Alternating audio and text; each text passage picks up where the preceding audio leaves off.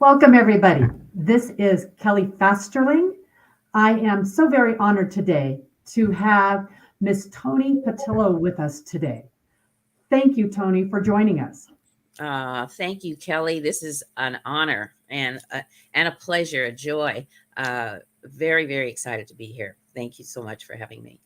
Well, and Toni has an amazing energy, amazing motivation about her. She's a realtor out of Southern California, 22 years in the business, but she's not just a realtor. She's an educator, a speaker, a coach, a mentor, an author, and a radio host. Now, Toni was also recently awarded one of the most prestigious recognitions that we have in the real estate industry. She's now an exclusive honoree of America's top 100 real estate agents. Mm, Toni, that's just amazing. thank you. Amazing. Thank you But so much. talk to me a bit about your real estate journey. Yeah, How and where did you even get started in real estate? that's a great question. And unlike what many people would imagine, like I did as a little girl. I didn't wake up and say, "I want to be a realtor." That just was not that didn't happen. I actually grew up in a family who was in entertainment. And Okay. also, my parents were quite active in the civil rights movement when I was coming up. So I had this, and I was the youngest of four, and I was 11 years younger than my next sibling. So I sort of grew up as an only child, if you would. Yes. And at the time, we were heavily into the civil rights era. And so that was what I was around a lot. And then my sister, who was a vocalist, she actually spent 1 year when we moved. We moved from LA. I was born in LA. My parents moved us to Washington State, up in Seattle, Washington, Yakima, Washington. Right. My mother was a real estate broker, and Uh, she actually had an opportunity to go up to Washington State and do her real estate thing. When we got there and they discovered that she was an African American woman, suddenly the position was no longer available. oh, So no. so we took it that took put an interesting spin on our journey, to say the least. And um, so my mom and dad, you know, my mom, when we went to Seattle, we tried to find work for her there. That wasn't happening. So when we got back to our little town that we were living in, which was Yakima, Washington. I don't know. Some people have heard of it. Some people haven't. I have not. It's where you've heard of treetop apples, right? Yes. Yes. Well, treetop apples come from Yakima, Washington. Okay. So that's where my parents took us when I was 5 years old. My sister was 16, and she was in her last year of high school. So shortly behind her graduation, she was recruited by Pearl Bailey to come and work with her in the entertainment business. So my sister is a vocalist by, that's her skill Yes. set, and that's her career. So she went away to do her thing in entertainment. And once I got through high school and through the college thing, she wanted me to come back and manage her career. So I ended up coming back to California after finishing school. Right. And I worked in the entertainment business with my sister. Okay. Once I, you know, started working with her, I then was recruited to Dick Clark Productions. So I went to work for Dick Clark, worked for Okay. him for 5 years, was instrumental in taking him public. And then I transitioned from Dick Clark to Motown. And Okay. I was with Motown for 15 years, working with Suzanne DePass, Barry Gordy, and I worked with both their record label as well as the TV division, Motown Productions.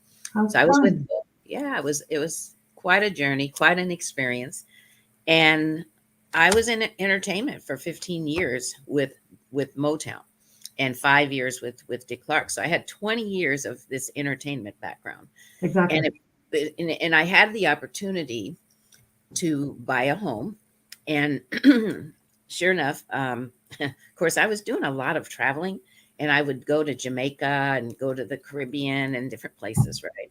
Yeah. Well, I had this bright idea that I was going to buy a home in Jamaica because I was going over there so frequently that I said, I should buy a house in Jamaica and then I can just rent it out when I'm not using it, right? Right. My financial advisor was like, no, it's first time home. You're not going to buy out of the country. Who do you know there? Who do you trust? Hello. Every time something goes wrong with the property, you're going to have to spend a couple of $1,000s just to get there, let alone deal with the repairs or whatever needs to be done. Right. Well, he nixed that idea. And of course, he said, you're a first time buyer. You need to buy here locally. So that just changed my whole, direction. And I ended up buying a home, my first home. And of course, my realtor stayed with me.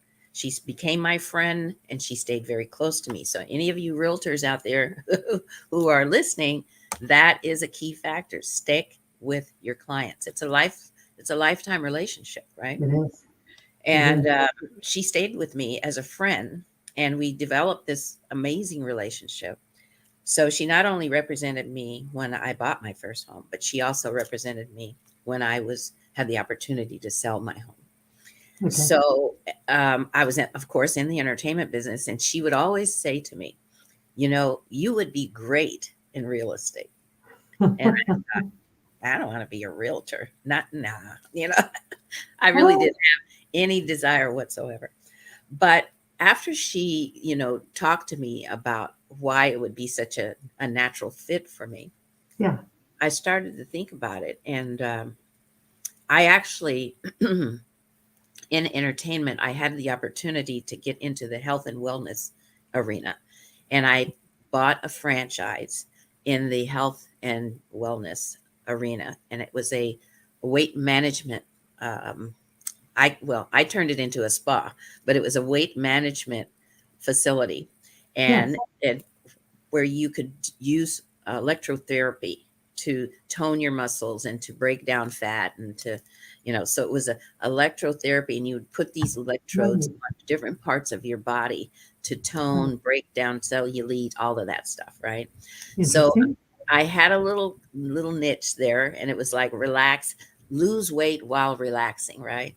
Nice. So I had this franchise. I had someone that I had trained to run it. I never intended to quit my day job, which was, entertainment.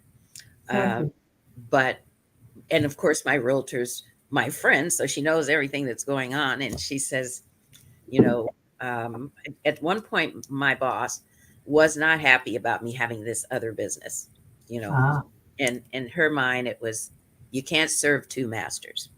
So I thought, okay, well, there's only one master I know about. So I'm going to go with that master, right? And I'm going to make this thing work. So I left the entertainment business to actually launch my my spa, my weight management spa. And the only thing about that is that there's only so much you can make in a day. And, there's only so many hours that you can be open, so many days of the week that you can be open. And I was maxed out, and I was still not making the kind of income that I was making in the entertainment business. So, of course, my realtor, that was her shot. She says, you need to come and work with me. And I said, I don't know about that. But anyway, I got my license, and that's how the journey began. And 23 years later, here we are. Well, and as you look back on that journey and you're starting out in a whole new career field after creating quite a success in the entertainment business, what one or two things did you pick up as a new agent that you would want to tell a new agent today about launching this journey into real estate? What would you tell them? Number one, of course, if I had to go back and do it again, everything happens just as it's supposed to, even when it doesn't feel good, right? Exactly. Even when we're learning. Yeah, exactly. So, if you have the opportunity to sock some savings away, then I would encourage people to do that, because you don't close deals right out of the gate. You literally have to get acclimated, and you've got to, you got to adjust. You've got to do some training, but you really should put, if you have the ability to save money, and then you're not stressed out, because it's a deal to, we work from deal to deal, right? We do. So now I say that because I didn't have that opportunity to have a big savings when I left the entertainment business. I had, I made great money, but of course, you make money, you spend money. You have an interesting lifestyle, right? Right. But so for me, I that put a little hustle on me. I needed to really work. I needed to Exactly. really produce, and um, that meant this was not a part-time deal. Okay, so I want to say this to the new agent: if you're really serious about real estate, this is a full-time commitment. I don't know how people do this part-time. Right. Um, it's just when you get a deal, you work the deal. If somebody calls you at 7 o'clock at night, you take the call. This is not a banker's gig. Okay. This is Right. not a 9 to 5. This is, we work 7 days a week, and now what you need to do though is really get skilled. You really need to time block and manage it. Time management is everything. And it took me several years to even conceptually wrap my head around that, because I was just like going from deal to deal to deal. And a couple of years in, I'll never forget, my dad had made his transition in 1990. So he had he was gone, and my mom was basically by herself. She's in her 80s. And there was a point where she was starting to deal with some health challenges. And I thought, she's there in Washington State. I'm back here in California. So I thought, you know what? She really shouldn't be by herself. Yeah. So I brought her down here to California. I didn't tell her I was moving here. I just said, come down and hang out with me. I Yeah. really needed to keep an eye on her from a health perspective. My mom was totally healthy most all of her life until she got in her 80s, and then she developed a heart condition. So she ended up at 83. We had to have a tricuspid valve replacement, and she had to have open heart surgery. So that dictated an in-home nurse, full-time nurse, after the surgery to get her through the recovery of that surgery. And that was very expensive. That was $10,000 a month on top of all the other expenses, right? Exactly. So I was very motivated to sell real estate. And Yes. it was real estate that carried us through her journey and her recovery. And she lived to be 93. We had a fantastic time. She got a chance to travel and do her thing even after the surgery. So, it was really an honor to be able to care for her and to be able to provide for her, and for her to be able to be home with us. Okay. Because, Absolutely. it was just a blessing. So real Absolutely. estate has provided me the ability to care for my family and kind of just do my own thing. And Yes. I love empowering people. So whether it's the real estate client themselves, or if it's my agent colleagues, my peers, Yes. over time, of course, when I first got in the business, we did, it was going pretty good. And I quickly developed skill set. It was very much coming from entertainment. I Right. used to have a slogan that was from real property, or excuse me, from intellectual properties, which was at the entertainment business, from intellectual property to real property Yes. was my slogan. So that was my thing. It's like, from intellectual. So because you're dealing with a lot of the same personality types, you're dealing with the same concepts of networking and Yes. prospecting, deal making. It's very similar in entertainment. And then you just move that over to the real estate. And so it's not that much of a change. It's just a change of product, if you would. Exactly. Yeah. Exactly. Now, as you built your career, you specialized a bit. and you Yeah. truly mastered the art of complex liquidations and acquisitions. Yes. How did you move into that arena? And then what skills did you have to master to make that a success? Yeah, that's a great question. You know, in 2005, we were at a high with the market. Anybody could buy a house. They were selling like hotcakes. You really didn't have to have a lot of skill set to sell real estate back in 2005. It was Kind just of like a everything. year ago, too, huh? Yeah, right. Exactly. Here we are again. Yeah. So in 2006, we started to experience the shift. And I had a couple of clients actually who had relocated from Texas and come out to California. Their expectation of what they were going to be getting was a little skewed because they were coming from an environment where they could get a whole lot more house for the money, They right? could. Out here, where my client thought she was going to be able to buy a home in Beverly Hills, and that's where she was moving from Texas to Beverly Hills.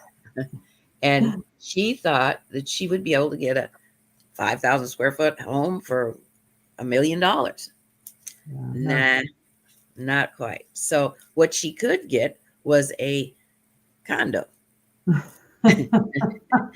And she got a condo with HOA fees and the whole nine.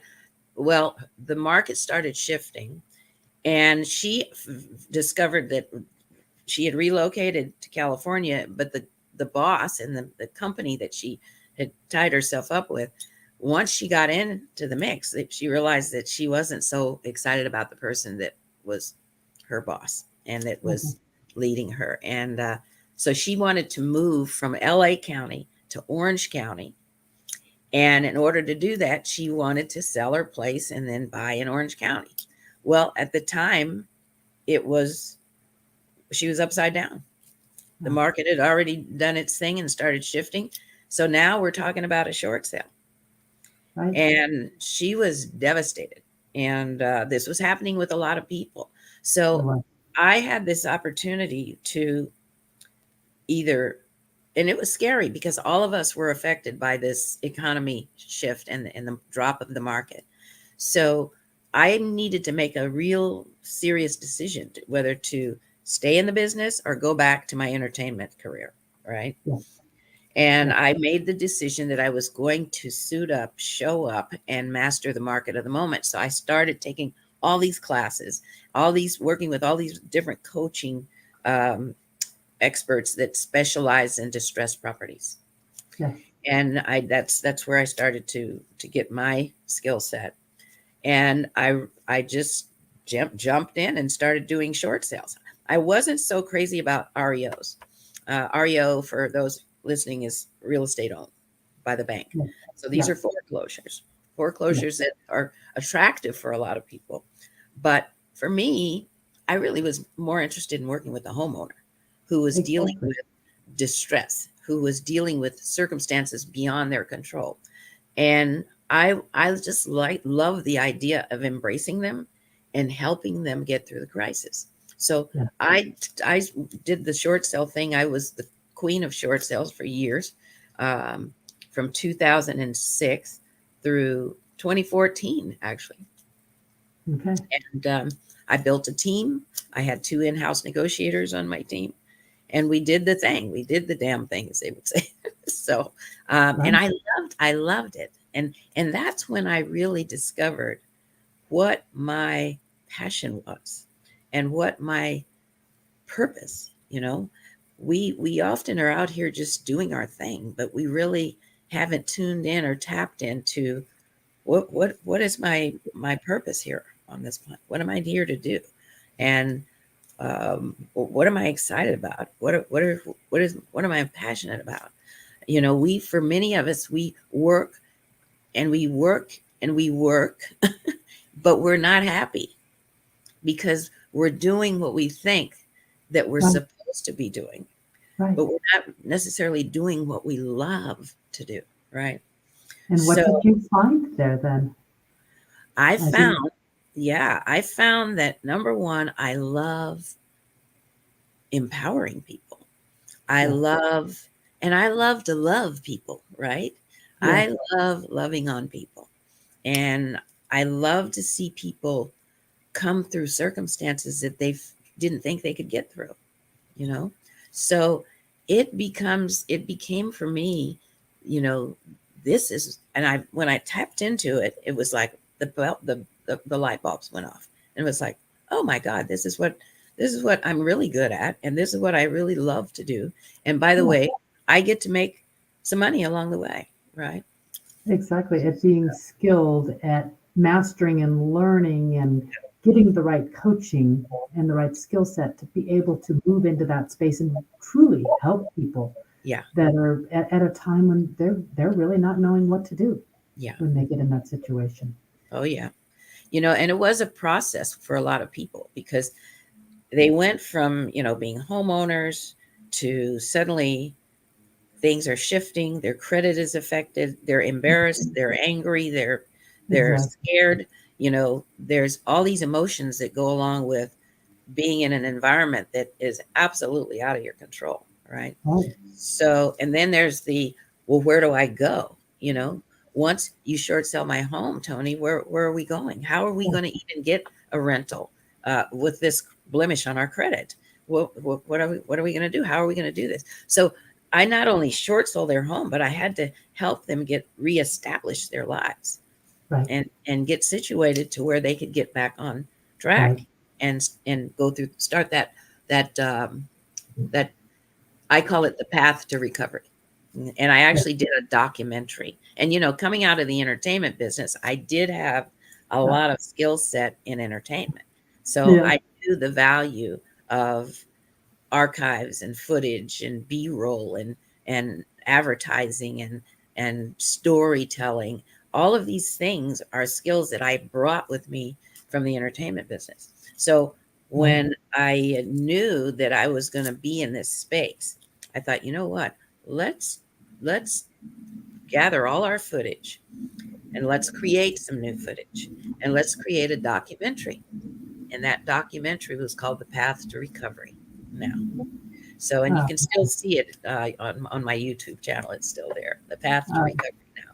So nice. it's the story. It's the story of how I got into the distressed property environment. What I did to help people get through it. Now, the interesting thing is, and I've always worked with coaches. I'm a big believer of coaches. Me too. Me Yeah. too. Oh yeah. So I had a coach that had been working with me for about 6, 7 years, and he watched me grow my business in this distressed space. And he said to me one day, "Okay, Tony, this has been fantastic. I've watched you take this thing and make a really successful career move. But everything, what are you going to do when these short sales start to dry up and the values come back? What are you going to do? How are you going to go about, you know, your business?" Um, and I said, you know, let me get back to you with that because what I do know is that having a niche is really powerful because number one, people look for you. Instead of you having to go out and get business, people are coming to you for your specialization and they need your expertise, right? So Exactly. I, as I said, had been taking care of my mom, right? And I went to a conference and there was a breakout session and it was called how take maximize your listings with baby boomer listings or maximize your business with baby boomer listings.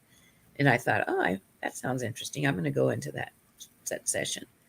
And sure enough, got in that session and it was the room was not as packed, but it was a lot of people who were senior agents, right? Who had Okay. been in the business for years. And suddenly the light bulb went off and I thought, oh my God. And I'm a baby boomer. So, you know, there's a wealth of baby boomers out here, right? A lot of us. A lot of us.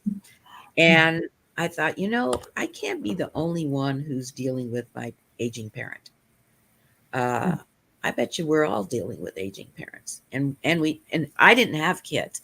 But a lot of my colleagues, a lot of my peers had kids and they had parents who they were taking care of. They were the sandwich generation. Right. Right. So I looked into that, and I went back to my coach and I said, I'm going after the 50 plus market.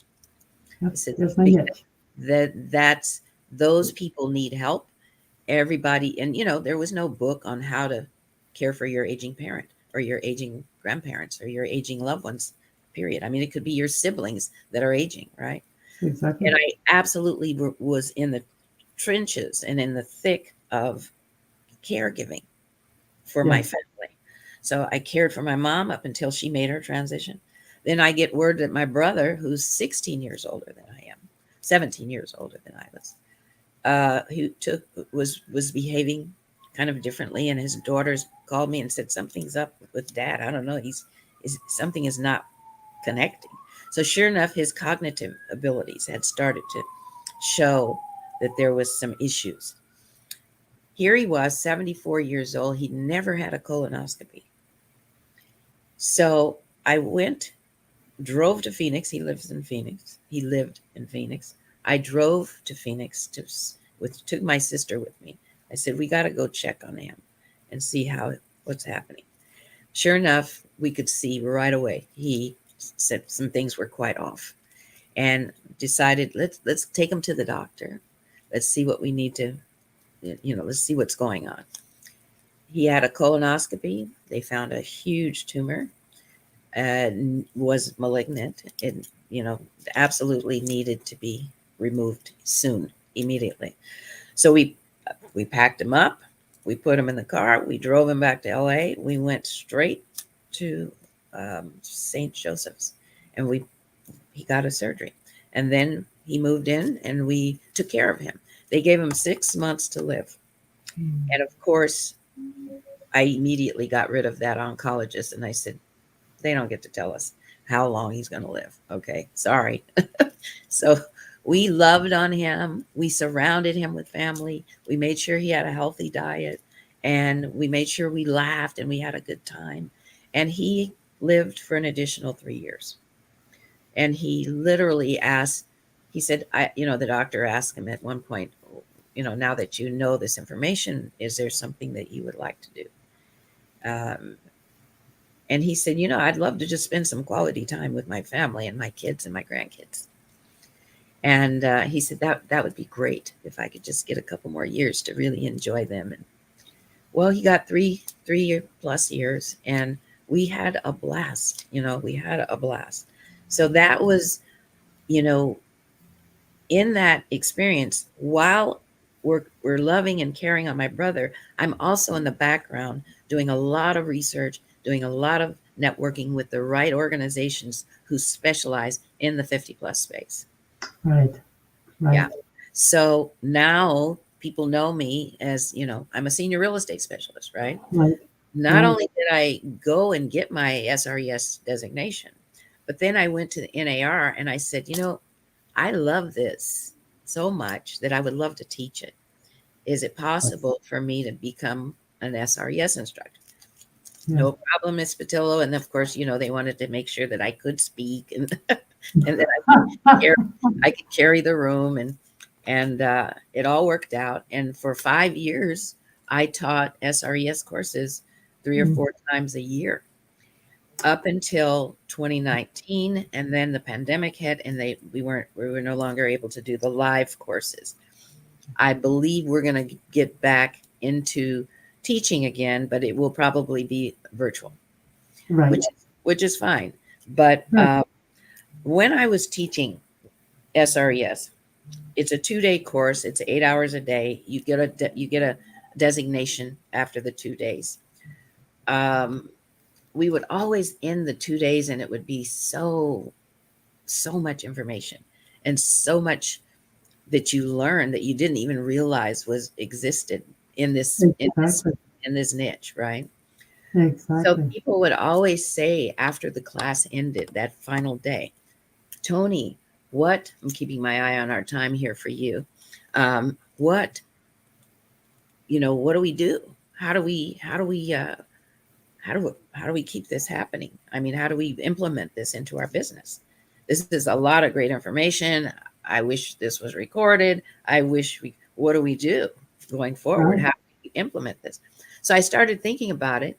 And then I started working on putting together another course that would literally show them how to implement this into their businesses. So it Nice. took me a year to put it together. Um, and then, of course, life happens and stuff happens. I've had multiple spinal surgeries and, you Ugh, know, so, life is in session and we have to be prepared to roll with the punches. So I've had this product for several years and I am finally launching that product now. You don't have to have an SRES designation prior to taking the the course. right. You can just Right. jump into the course and you're going to learn, but it's we're literally launching it this month. So I'm excited about that. So But that's my other niche, if you would. what an amazing heart and gift. Mm, Yeah, as folks move and transition, it's just a natural part of life. yeah. But to be so present in that space and help people through Hmm. that.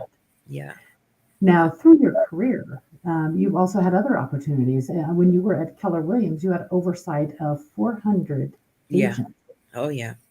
Tell me, Oh yeah, that's right. No, in that experience, I'm going to yeah. focus just on one part of it. Yeah. What were the challenges associated with that experience of having oversight of that many agents? Yeah. That was a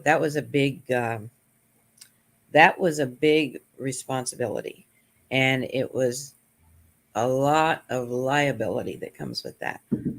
Um, that's another one of those things that I never woke up and said, I want to be the broker of record. I never said that. I never said that. I never asked for it. It was presented to me. It was literally, I had only been with the company maybe a year and a half. I was in the thick of the short sale space and doing my thing. I had my own team and I got approached by the operating partner Yeah, and his partner was the broker. The previous broker of record decided she wanted to go back to her business and focus on her business, right? exactly. So she stepped out, and then one of the operating partners had a broker's license. He stepped into the broker of record space, but he didn't want to be there. And Right. so he was like, Toni, I need your help. Uh, can you support me as the associate broker of record?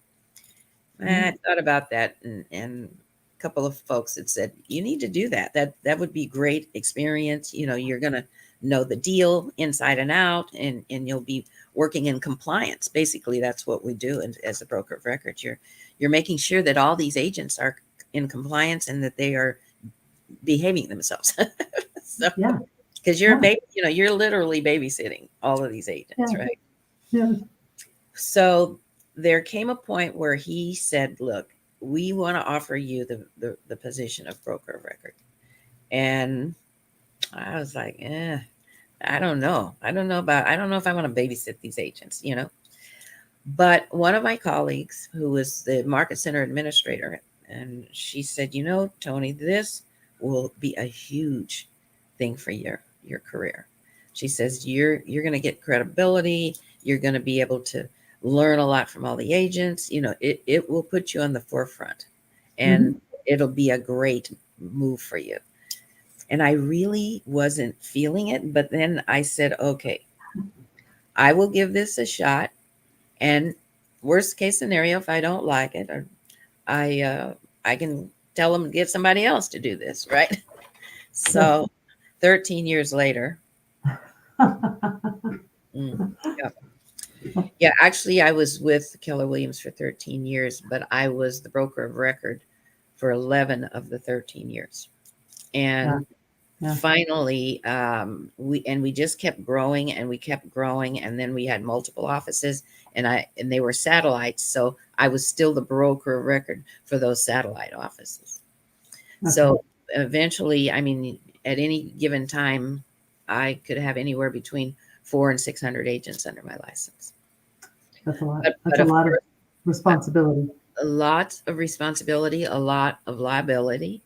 Yes. Um, I could not do it that alone. So I had other broker associates who were like we called her associate broker of records, right?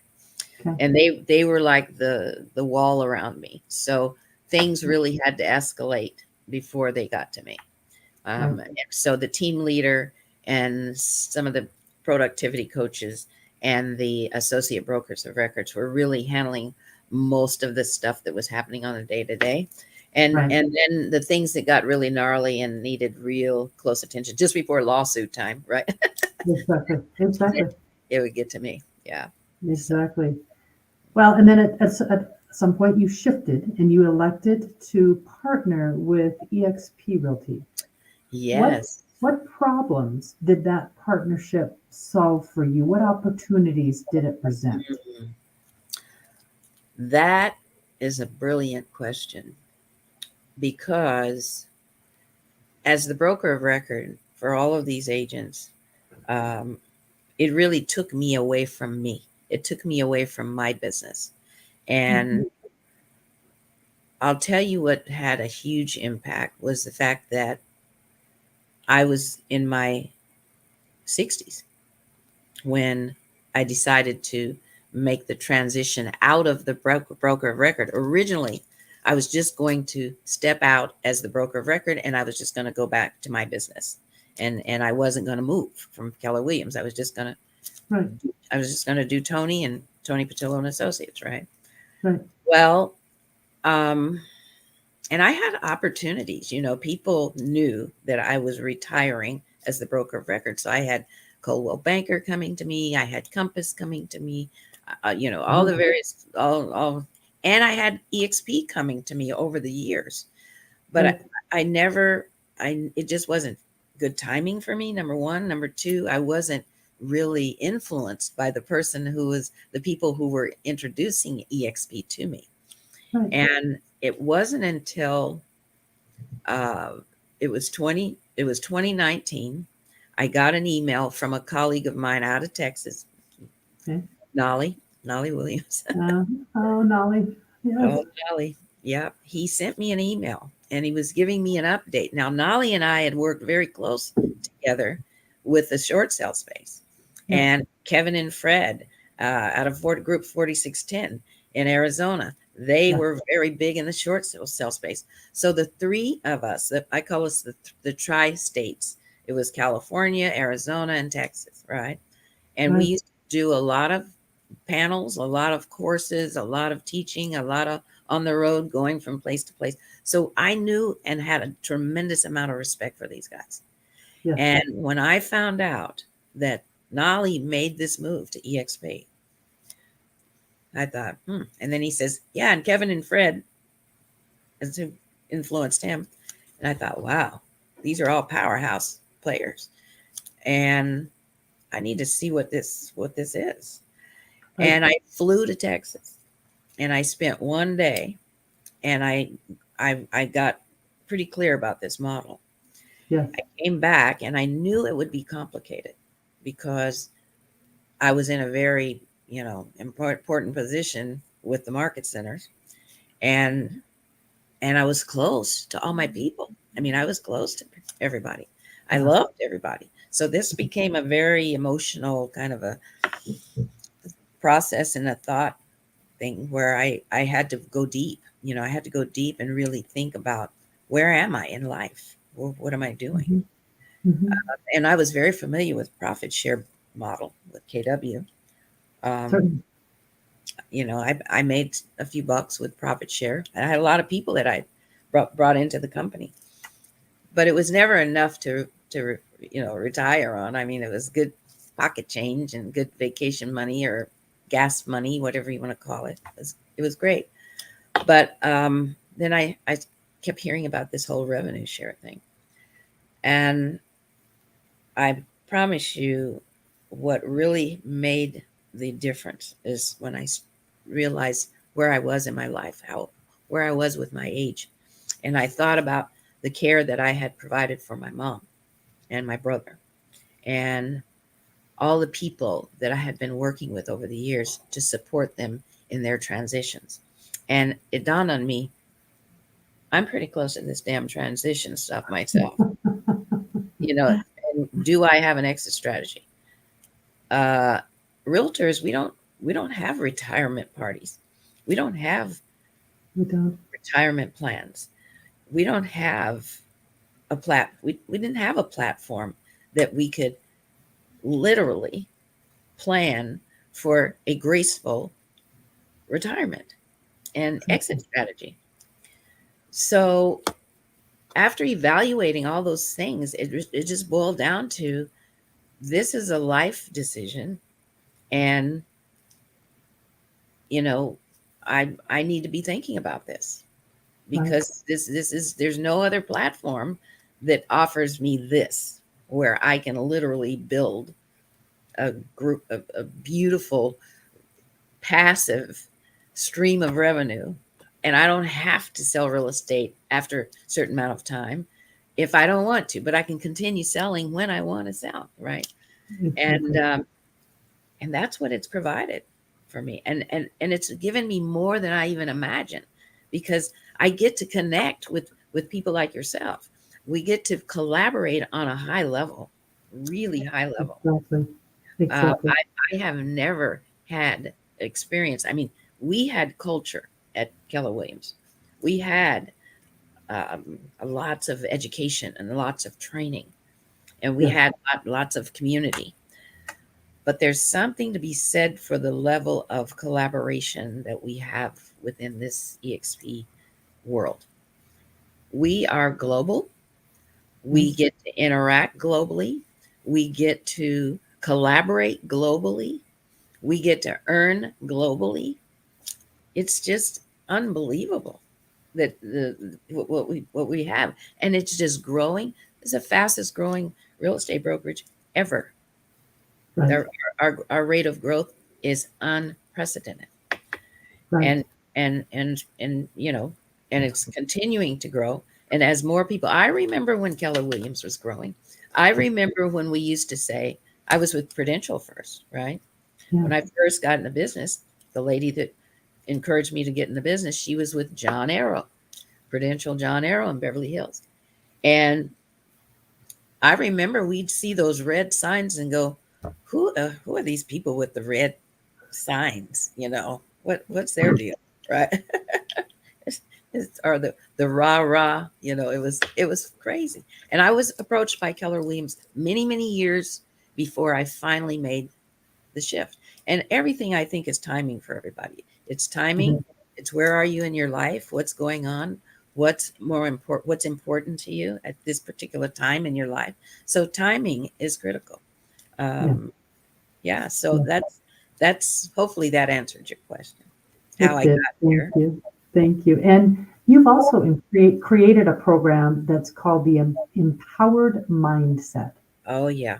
Talk to me Oh about that. wow. You're touching on all of this. I'm gonna have to get a copy of this recording so I can chop it up and use it in the. Okay, so yes, mindset, all of it is mindset. Over the years, I've been um, very tapped into personal development. So from the early 80s, I was always studying and following um, thought leaders and mindset gurus. Tony Robbins is one of my favorites. I mean, Yeah. I could just go on and on and on. And the Yes. books and the material that we get that we can use to help really empower us and motivate us and inspire us, right? So it dawned on me after going through, you know, this whole life thing, right? We all deal with challenges. We deal with things. We deal with, life is in session. So from dealing with aging parents, aging siblings, to health challenges. I personally was diagnosed with multiple sclerosis in 2007. So I was dealing with that for many years, in addition to having spinal issues throughout the years. I've had 4 spinal surgeries. And Mm. so through all of this, I knew that I would not get through it if I didn't have a strong mindset. Okay. So mindset, in my opinion, is everything. It is everything. And with that mindset comes the power of manifestation, Yes. learning to manifest, really having the tools and knowing exactly what you need to do to manifest what it is that you need to manifest. So I here I am again. I decided to create a course in mindset. It's mindset dynamics. You probably see it in the background there. Yes. But I am a mindset guru, and my team probably gets sick of me telling them about what they need to do when they wake up in the morning, how they need to start their day, da da da da, Exactly. you know. And there's a lot of people who just they don't know that they have access to these resources and these tools that will literally change their lives. It'll Yeah. change your life. When you tap into it, you're good. You're good. Yeah. You're able to go through challenges. You're able to go through all kinds of things with ease and grace. Now, that doesn't mean there won't be a challenge there. That doesn't mean that it may not it's not difficult. But at the end of the day, you're going to get through it, right? Right. With a lot more uh, ease than you would if you were not doing your personal development. Yes. Yes. Yeah. Toni, it has been such a true honor Mm. to spend this time with you. You're such a beautiful spirit and presence and light in this world. Oh, thank Is you. there anything else that you would like to add before we close today? Mm. Hmm. Well, I would like to just say this. When you can wrap your head around the fact that anything and everything is subject to change, and you if you can posture yourself in a way to where you're not attached to the outcome. What happens when you get attached to the outcome is then you set yourself up for disappointment. So, get in flow, go with the flow, and just know that anything is subject to change at any moment, and that you are a co-creator in this pilot, in this ship behind the cockpit. You are a co-creator. Yeah, So anything is possible. Anything is possible, and you can have whatever it is you want. you But can. having It's the that openness, intention and the action. yeah. Oh, absolutely. Absolutely. Thank you so very much for Thank you. joining me today. And Thank you, I Julie. look forward to continue to stay connected. And I'm going to have to take your Mindset Dynamics class. Yes. I got to roll that out again. We did that last year, and we really had a great time. So, Yes. yeah, we'll Thank have you it. so very much. You're welcome. Thank you for having me. I appreciate it. Bye bye. Bye bye.